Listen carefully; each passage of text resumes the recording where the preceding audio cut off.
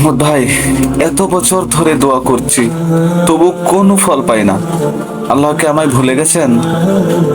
সাগর, কখনো এমন বলিস না ভাই।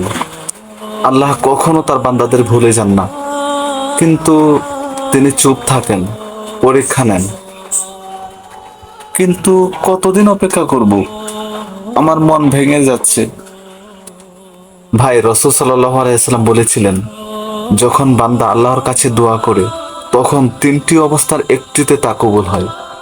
হয় দোয়া তাৎক্ষণিক পূরণ হয়, না হয় কিয়ামত পর্যন্ত জমা থাকে, কিংবা কোনো বিপদ দূর হয়।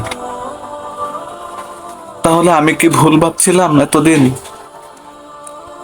হয়তো আমরা সময় চাই, কিন্তু আল্লাহ আমাদের জন্য সময় ঠিক করেন।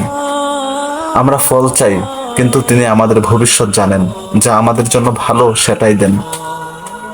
তাহলে আমিও আর অভিযোগ করব না, শুধু বলবো, ইয়া আল্লাহ, তুমি আমার আছো, এটাই আমার শান্তি। সাবাস ভাই, এটাই ইমান, ভরসা রাখা, চোখে না দেখেও।